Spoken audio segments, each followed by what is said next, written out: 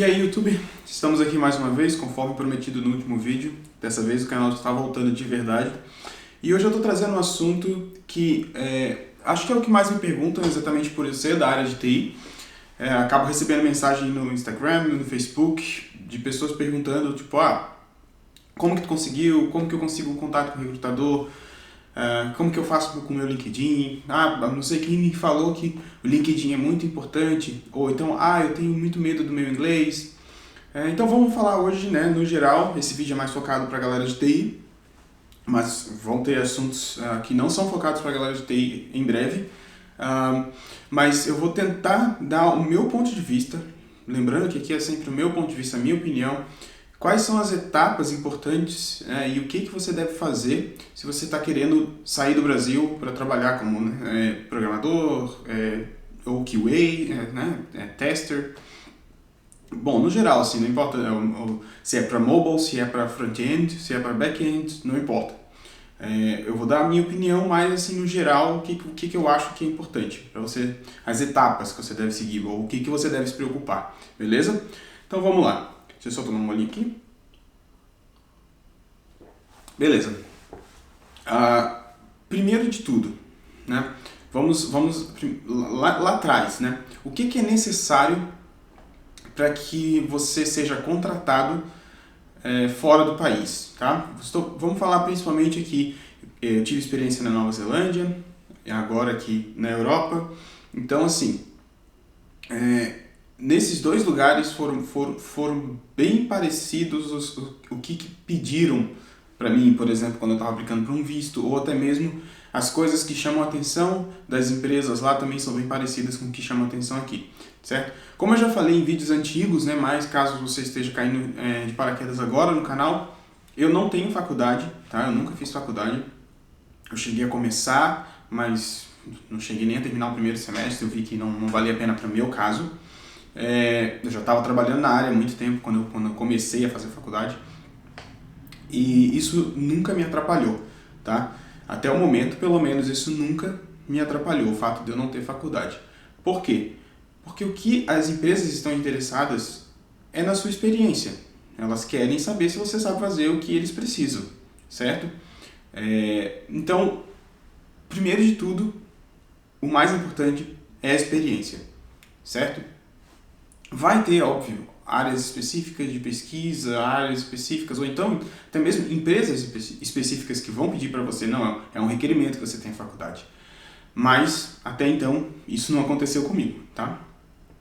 Aí agora vamos para o segundo passo. Você tem experiência, você, o que a gente costuma dizer, né, você confia no teu taco, você sabe que você é um bom profissional, um bom programador, um bom tester, um bom DevOps, não importa. E agora você quer saber, o que é o próximo? Inglês, né? É o que eu sempre digo para todo mundo. Eu acho que o inglês é uma das coisas mais importantes pra gente, para quem quer sair pelo menos do país, até mesmo para quem não quer, mas para quem quer sair do país é muito, muito, muito importante. Agora, qual nível de inglês você vai precisar? Muita gente pergunta, eu falo inglês e tal, mas eu não tenho certeza se eu tenho como manter uma conversação, se eu fico nervoso, esse tipo de coisa. Eu vou ser bem, assim, sendo bem direto, o que você precisa? Você precisa ter inglês o suficiente para pelo menos durante o processo seletivo você provar que você fala inglês, que você consegue entender e que a pessoa vai estar te entendendo também, certo? Então eu não tenho inglês fluente, eu não sei. Cara, esse lance de inglês fluente é um tópico meio polêmico, né? Mas, no meu ponto de vista, você precisa ter inglês o suficiente para você se sentir confortável, não estar tão nervoso por causa do inglês, né? Como aconteceu comigo nas primeiras entrevistas, quando eu fui fazer, quando eu estava querendo sair do Brasil, o que me deixava mais nervoso não era a parte técnica, era o inglês. Então, assim, esse é o ponto, assim, você não pode estar nesse nível de, não sei se eu vou passar por causa do inglês. Então, vamos lá, experiência, inglês, e aí vem o ponto principal. Você tem os dois, e você nunca consegue uma entrevista, você nunca consegue ser chamado, você não consegue chamar a atenção dos recrutadores de fora, né, do país. Por quê? Porque é difícil. Os caras estão aqui em Berlim, por exemplo, e eles querem achar um profissional, um desenvolvedor front-end, com foco em React, com X anos de experiência, com conhecimento em Node.js para entender um pouquinho de back-end e tal. Vamos supor, né? Essa é uma situação. Eles vão botar o filtro dele, quem está em Berlim ou países próximos, né? Algo assim, e vão filtrar. E você não vai aparecer. Simples assim. Tem empresas maiores que sim, estão investindo em busca. No Brasil, eles sabem que tem muito, isso já é mais do que conhecido, que tem muito programador no Brasil. Então ele tem empresas maiores que acabam fazendo isso. Mas é muito raro, não é toda startup que vai fazer isso, que vai buscar gente no Brasil. Deixa eu olhar aqui no LinkedIn, lá no Brasil, quem é que está disponível. Não é assim. Então, o que isso torna difícil de você conseguir um contato, na minha opinião, pelo menos. Então, o que vai te ajudar a fazer isso? Que aí, pra mim, é um ponto bem importante. São as conexões, cara. Entendeu? Você precisa de alguém para te indicar. E isso parece ser difícil quando a gente tá aí sonhando em sair do Brasil e tal, mas não é. Por que não é? Porque assim, ó, aqui, fora do Brasil, até no Brasil eu acho que tem isso também, mas assim, aqui isso tá muito, muito grande. O mercado está, assim, absurdamente faminto por profissionais. Aqui em Berlim é uma coisa muito, muito louca. Então, a maioria das empresas aqui paga bônus para o funcionário que indicar alguém se essa pessoa for contratada. E o bônus não é algo baixo, não é um valor baixo. Assim, a média que eu vejo que está rolando aqui em Berlim está na faixa dos 2.000 euros. Se eu indiquei alguém, a pessoa foi contratada, geralmente eles pagam depois que a pessoa passou do período de experiência, você ganhar 2.000 euros, não é nada mal. Então assim, todo mundo está interessado em indicar, obviamente, se eles também sentirem confiança em você e tal, né? Então a minha recomendação é, tente fazer conexões. Você tem amigo, programador que trabalha aqui, conhecido, não precisa ser amigo, é um conhecido seu que você sabe que está na Europa, está em Berlim, está no país que você quer ir, né?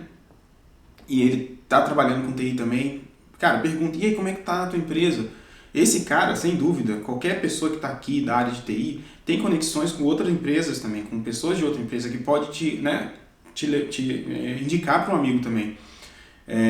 Outra coisa que é bem legal para conseguir essa conexão, existem grupos, né?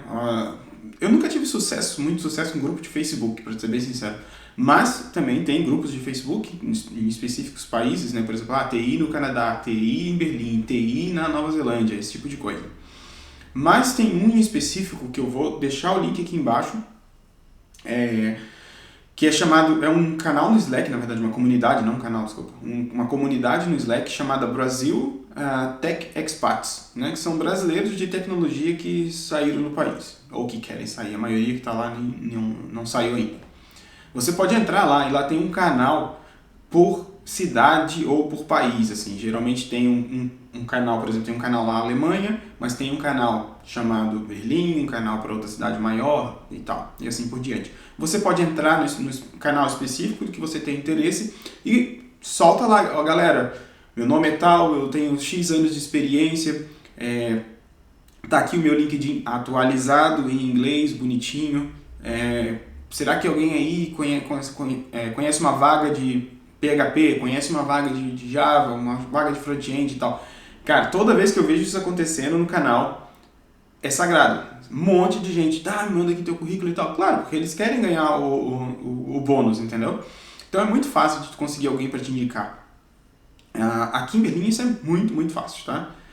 Então esse é um caminho muito legal para você conseguir chamar atenção. Porque uma coisa que você não pode fazer, que tem que ter em mente cara, não minta, tá? Não minta durante o processo seletivo. Eu estava trabalhando de lead agora numa empresa e estava participando bastante, contratando bastante gente para a equipe e tal. E, cara, quantas pessoas você pega mentindo, assim, dizendo que faz isso, que faz aquilo, que não sei o quê. E aí quando tu vai ver o currículo não bate, ou então o currículo está dizendo que sabe fazer tudo, aí tu vai trocar uma ideia com a pessoa, tu vê que a pessoa não sabe nem metade daquilo que ela está falando. E aí tem gente que acaba também, assim, colocando, tá no Brasil, mas coloca no LinkedIn que tá em Berlim, né? E aí, obviamente, você vai começar a aparecer nas buscas. Mas, cara, isso não é legal. Porque daí o cara vai perguntar, tá, então tu tem disponibilidade para estar aqui amanhã, para vir aqui na empresa? E você vai falar, não, eu tô no Brasil e tal. E tu já pode começar perdendo ponto pela mentira, no meu ponto de vista, entendeu? Então eu não faria isso. Eu prefiro muito mais, deixa lá, capricha no LinkedIn e pede pra galera te indicar. Você vai conseguir indicação assim, sem dúvida. Tá? Agora falando do LinkedIn, que é o ponto 1, né? Cara, eu volta e meia a galera manda pra mim. Pá, tem como me indicar? Eu tenho, claro. Como é que é? Vamos trocar uma ideia aí. Eu geralmente, assim, que eu gosto bastante de ajudar as pessoas. Então, você tem também que entender isso. Vai ter gente que vai te pegar pela mão e vai te... Ó, faz isso, faz aquilo e tal, não sei do que. E já tem gente que vai falar assim, se quiser me mandar aí, manda que eu vou te indicar lá. Ou, entendeu? E tem gente que vai falar, não, eu não indico. Então, tu tem que entender isso, né? Tem pessoas diferentes. Agora... eu recebo o LinkedIn de algumas pessoas que pedem para eu indicar que tá assim, ó. Tem, sei lá, 4 posições que o cara trabalhou na vida dele inteira. Ele tem 10 anos de experiência, tá? Mas tá assim, ó. Programador, em português às vezes, tá? Programador na empresa tal. Depois, programador na empresa tal. Depois, sênior, dev na empresa tal. Não tem nada, não tem falando nada do que tu fazia lá. Não tem absolutamente nada no teu LinkedIn. Ou seja, é inútil. Porque a primeira etapa de qualquer empresa vai ser, é o que eles chamam de... esqueci agora, mas eles folheiam os currículos, né? Para mandar exatamente para o lead da área que está procurando pela vaga e tal. Ó, esse aqui eu acho que é mais ou menos o perfil que você está procurando. O que tu acha? Sabe? É o screening, a palavra que eu estava tentando lembrar é isso. A primeira coisa que eles chamam é o screening de currículo, né? E aí, se o teu currículo tá ali tudo em branco, ele vai falar, tá, isso aqui eu não sei nem o que o cara faz, não vou chamar. E assim por diante. Aí pega o próximo, opa, tá bem completinho. Tu dançou nessa etapa já. Acabou. Ninguém vai entrar em contato contigo. Aí agora, como preparar o LinkedIn, né? Primeiro, obviamente, o idioma tem que estar todo em inglês, tá? No meu caso, eu deixo, o default dele é inglês lá, né? Eu não atualizo os 2 idiomas, eu já deixo que o meu padrão, quando tu entra, já é o inglês.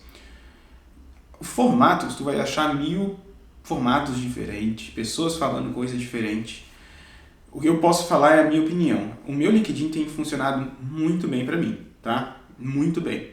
Então, assim, eu convido você, entra lá no meu LinkedIn, dá uma olhada e, cara, monta mais ou menos parecido com o que tá lá, porque tá funcionando. E isso é o que eu posso dizer. Eu não sei se tá certo, se não tá certo. Eu sei que funciona muito bem, eu recebo muito contato. Então isso significa, né, que a galera, que meu currículo está chamando a atenção das empresas para entrar em contato comigo. Outra coisa que você pode dar uma olhada, que vai te ajudar também, não só no currículo, mas também quando você for fazer as suas entrevistas, eu vou deixar também os links aqui embaixo, tá? Vou deixar o meu LinkedIn, vou deixar o link da comunidade do Slack e vou deixar o link dessa metodologia que eu vou falar, que se você nunca ouviu falar, existe uma metodologia chamada STAR, né? Que é a sigla para Situation, Task, Action e Result. Então, cara, é muito legal. Se você ler ali, é bem simples de entender, tá? Basicamente, é como você formular o texto do seu currículo e também quando você estiver explicando algo, né? Quando você for falar algo que você fez na sua carreira e tal, ele te dá uma estrutura. Você fala, primeiro de tudo, a situação que estava, por exemplo, quando chegou na empresa. Aí depois vem a ação, a task. Então, para solucionar aquela situação, você teria que fazer esse tipo de coisa, as tarefas, né? Para fazer essas tarefas, você tomou essas atitudes, que são as actions, e por isso você teve esse resultado. É isso que eles querem ver, entendeu? Eles querem ver impacto. Que impacto que o Leonardo causou nas empresas que ele trabalhou. Entendeu? Ele foi só mais um programador, que a gente chama de programador caixa preta lá, que bota numa salinha lá, dá café e sai código, ou ele foi um cara que realmente chegou e trouxe valor para a empresa. Eles querem ver qual é o valor que você trouxe para a empresa. Sim, é importante você mencionar as tecnologias, é óbvio, né? Na empresa tal, eu trabalhei, faz esse esquema, né? O que você trouxe de impacto e tal, e aí coloca embaixo, utilizei as tecnologias... Node, JavaScript, né? Coloca tudo que você utilizou também para que, óbvio, apareça também quando eles buscarem por React ou buscarem por iOS, desenvolvedor iOS, que também você também apareça. Essa é a dica de LinkedIn que eu daria, tá? Então, vamos lá, recapitulando. LinkedIn, tá? Em inglês. Cara, se o inglês você não tá confortável, o que eu fiz quando eu vi isso, tá? Eu comecei a rodar lá, eu comecei a ficar travado nas entrevistas, nas primeiras, quando eu fui tentar. Eu já falei até isso em outro vídeo, eu contratei um professor de inglês só para falar comigo, tá? Eu não queria ter aula, tá? Porque assim, eu achava que o meu vocabulário eu já teria condição de passar numa entrevista, por exemplo, assim, o inglês técnico tava legal, porém o medo de falar, né? Eu nunca tive oportunidade antes de ficar conversando muito tempo em inglês. E isso é comum no Brasil, ninguém tem oportunidade de ficar o tempo inteiro falando inglês, a não ser que você já trabalhe numa empresa que fala inglês. Eu contratei uma professora na época que tudo que eu fazia era sair, marcava num café e conversava sobre a vida, sabe? Ela também simulava, é bem legal isso, ela simulava a entrevista, eu levava mais ou menos uns tópicos de entrevista de TI e tal, e ela meio que simulava a entrevista e aí ela ia me corrigindo, entendeu? Só pede isso assim, ó, vamos conversar e vai me corrigindo, mas aí, né, lembra de tomar nota, se você precisa tomar nota, ou se você consegue lembrar, o que foi, quais foram as coisas que você ficou, né, mais nervoso, ou que você errou, que você não lembrava, que faltou vocabulário para falar, e aí você aprende aquilo e vai. Eu fiz isso durante mais ou menos, acho que foi umas 5 aulas, eu tive uns 5 encontros. Também utilizei uma ferramenta que é legal, que são os amigos. Tipo assim, tem um amigo teu que fala inglês, que tu sabe que fala inglês legal, cara, marca um almoço. Eu fiz, a gente tinha uns 3, 4 amigos que também estavam na mesma vibe de sair do país, que hoje, curiosamente, todos eles estão fora, inclusive 3 estão aqui em Berlim, e que a gente marcava de se encontrar para almoçar e era o English Lunch. Só pode falar inglês aqui, entendeu? Então ficava. Aí tem sempre um que vai saber mais de algum assunto ou saber mais um pouco de inglês do que os outros que pode ajudar, entendeu? Tipo assim, não, calma aí. Isso aí você deveria ter falado assim e tal. Então, é muito fácil também de conseguir recurso. E outra, né, cara, YouTube tá aí, velho. Tipo, hoje tem tudo. A gente não tem mais desculpa hoje em dia para não aprender algo que a gente queira aprender, né? E a recompensa é grande, tu poder sair do país e tal. Então, assim, eu acho que vale muito a pena se você tá nervoso, se você não tá confiante no seu inglês, testa um pouco antes, entendeu? Faz essa aula, pega feedback do professor, pega feedback dos teus amigos e tal, não tenha vergonha, entendeu? E assim que você estiver confortável, mete a cara a tapa, sabe? Mete a cara a tapa e não pode, não desanime, porque assim, é muito raro. Eu não estou falando que não é possível, mas é muito raro, pelo que eu vejo ao redor dos amigos que estão aqui, aconteceu comigo, passar nas primeiras entrevistas, primeira, segunda, entendeu? Primeira e segunda tu vai começar, opa, calma aí, é isso que eles pedem lá fora e tal, deixa eu entender aqui, então. E é isso, assim, tu, sabe, bota a cara a tapa, você não vai passar na primeira, talvez não vai passar na segunda, pode levar 5, 6 entrevistas, eu não sei, mas você vai aprendendo, anota o que você não soube responder, entendeu? E aí vai se preparando, vai chegar uma hora que você vai acertar na veia, entendeu? E aí, meu amigo, se for o lugar que valeu a pena, a proposta valeu a pena, toca, entendeu? Agora falando um pouco de como no geral é o processo, são os processos, né, fora do país. Eu vejo isso é meio similar, assim, no geral, tá, em vários, não importa o país e tal. Geralmente você vai ter primeiro uma entrevista com RH, tá? Essa entrevista com RH, que também eles chamam também de screening, mas aí é screening de pessoa, né, face a face, ele vai ser, cara, para primeiro de tudo, obviamente o idioma, né? Checar teu inglês. É ali que ela vai geralmente as empresas têm um sistema de RH que tem lá rolando as contratações e tal, e aí o RH da empresa vai botar lá, ó, Leonardo, gostei disso, gostei daquilo, ponto fraco isso, ponto forte aquilo, muito interessado, barará, inglês ok, ou então inglês bom, inglês ótimo, ou então inglês péssimo e tal, acho que aqui o próximo que for falar com ele, checa se foi um problema meu para entender ele ou se o inglês dele é ruim mesmo. Então assim, vai ser para isso. Outra coisa que é muito importante nessa entrevista, a primeira entrevista com a RH, isso aqui fora é uma coisa muito louca, assim, eu nunca tinha visto isso no Brasil, e aqui eu vejo que tem muito, não só aqui, mas em todos os países que eu já falei, eles querem ver se você sabe o que a empresa faz, tá? Que você sabe o modelo de negócio da empresa. Então dá uma pesquisada, tá? Eu vou dar um exemplo meu, real. Quando eu estava na primeira fase, tentando sair do país, uma das empresas que eu fiz e rodei feio por causa de inglês, nervosismo e tal, foi a Booking, sabe? A Booking.com, que fica na Holanda. Quando eu fiz a entrevista, além do meu inglês estar ruim, eu fiquei muito nervoso porque ele não conseguiu ligar no meu celular e ele ligou no meu telefone de casa, em vez de ser Skype. E o meu telefone de casa estava muito baixo, então eu tinha que ficar apertando ele na orelha aqui, assim, sabe, para entender o cara, e aí já tava o nervosismo do inglês e tal. E aí uma das primeiras perguntas que ele fez tá, Leonardo, qual é o modelo de negócio da Booking? Aí o cara começa a tentar achar que como explicar que eu ganho dinheiro da hospedagem e tal. Tá, mas de onde exatamente vem o dinheiro? O dinheiro vem do hóspede ou o dinheiro vem do hotel e tal? Então, assim, pesquisa o que a empresa faz e como que, mais ou menos, de onde vem o dinheiro da empresa e tal. Mostrar um pouco de admiração por aquele produto, mesmo que você possa não ter, é importante, porque eles vão ver a sua motivação de entrar na empresa, nessa entrevista de RH. Tá? Eu vejo muita gente rodando, tá? Não são poucas, porque chega ali e não tem ideia do que a empresa faz. Tá? Às vezes eles vão dar outra chance, pesquisa um pouco aí sobre a empresa para a próxima entrevista, para a próxima etapa e tal. E às vezes eles vão, olha, o cara sem dúvida está aqui só para, só para sair do país, ou então está precisando só trocar de emprego, essa coisa, ele não sabe o que a gente faz. Tá? Isso acontece bastante, então nessa empresa é para isso também. E muitas vezes nessa primeira entrevista de RH, dependendo da empresa, tu vai ter algum testezinho técnico, assim, sabe? Só um filtro assim para ver, esse cara não sabe nada ou ele tem uma boa lógicazinha e tal. Eu vi empresas que passam, por exemplo, aquele FizzBuzz, sabe?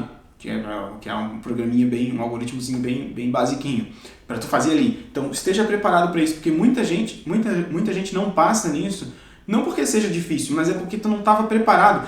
Tu achava que ia ser só uma conversa para testar o teu inglês, te conhecer e tal, e do nada vem uma pergunta técnica. Aí tu fica, eita, sabe? Aí tu não passa. Eu já fiz entrevista que foi meio puxado, assim, sabe? Até nessa primeira, já meteram, 10 perguntas técnicas, meio que perguntas trickzinho, assim, sabe? Meio dificinho para você, já nessa primeira entrevista. Então, esteja preparado caso façam alguma pergunta técnica nessa também. A segunda etapa, geralmente, isso varia muito, tá, galera? Eu tô falando aqui que eu vejo na média, assim, que tá acontecendo, tá, por aqui. Você pode ter ou um teste remoto, tipo assim, vão te mandar um HackerRank, que é um website lá que tem umas funções, alguns algoritmos, ou algo, dependendo do que tu for fazer, vai ter que fazer um aplicativozinho lá, ou então finalizar uma aplicação que alguém começou, mas que não ficou pronto, esse tipo de coisa. E aí, baseado no resultado disso, eles podem te chamar para fazer uma entrevista ou on-site, né, no próprio escritório, ou então passar para a próxima etapa, que vai ser talvez uma tech fit, que é onde eles conversam, pegar o teu background, entender o que tu fez, esse tipo de coisa. Também tem muita empresa que aplica team fit, que é para saber se a tua personalidade está de acordo com o que a empresa procura e também se a empresa está com você. Tenha uma coisa em mente, as entrevistas, os processos seletivos não são de uma via só, cara, entendeu? Não é você, a empresa avaliando você também tem que avaliar a empresa, tá? Então a entrevista de team fit, pergunte, cara, eles querem gente que, sabe, que tem dinâmica, que vai fazer perguntas, que sabe o que quer, entendeu? Então é uma conversa, assim, a entrevista geralmente é uma conversa. Eu nunca vi, pra ser bem sincero, assim, aqui pelo menos fora, uma entrevista que foi algo formal, sabe, assim, que tu tem que ir lá de terninho todo bonitinho na frente da câmera e tal. Cara, e não é o que eu vejo, assim, o que eu vejo são conversas, entendeu? As pessoas gostam quando tu mostra carisma, entendeu? Quando eles veem que você está confortável, sabe, com aquilo, que você está de boa, isso mostra o seu nível também, né, de você é um programador sênior e tal. Pô, se você é um cara sênior, tu não vai estar nervoso com perguntinha básica, entendeu? Vai ser um negócio fácil pra ti e tal, mas também não mostre desinteresse, entendeu? Não é porque o negócio é fácil ou que você vai ficar, vai me fazer uma pergunta dessa, acha que eu não sei? Esse tipo de coisa. Tá? É carisma, né, cara? É conversa, é uma conquista dos dois lados, é você tentando conquistar a empresa e a empresa tentando te conquistar. E aí depois dessas etapas pode vir uma oferta, que é a outra etapa que é importante também, porque a oferta você tem que avaliar, saiba qual é a média salarial, cara, do lugar. De novo, eu recomendo fortemente tentar tirar a média de amigos que moram, pessoas que moram fora. Porque tem o Glassdoor, né, que tu pode entrar lá, para quem não sabe, é um website que tem vários reviews de empresa, que é algo interessante, inclusive, tu entrar lá e coloca, ver o que a galera tá falando daquela empresa, especificamente. Mas lá também tem média salarial. Cara, pra mim aquilo lá é tão furado, quando eu olho a média salarial daquilo comparado com Berlim, que é a média de Berlim, ou então da Nova Zelândia, é meio fora, assim, sabe? Ou tem gente que é muito alto, tem gente que é muito baixo, aí eles tiram uma média disso e a média geralmente acaba ficando meio que baixo. E aí muita gente se baseia nisso pra botar a pretensão salarial. E aí é roubada. Então esse tipo de coisa você tem que saber, converse com quem você tem em contato, né? Para saber como funciona a média salarial de verdade, saber o que é. O que é um bom salário para um dev sênior em Berlim? Ah, é isso. Beleza, legal. Então eu vou meter de repente um pouquinho mais abaixo, porque meu job de entrada, de saída do país e tal. Isso aí depende muito qual é a sua situação e o que você quer. Bom, eu acho que é isso, galera, para o vídeo não ficar tão grande. Tá? Mais pra frente eu pretendo colocar mais vídeos sobre esse assunto também.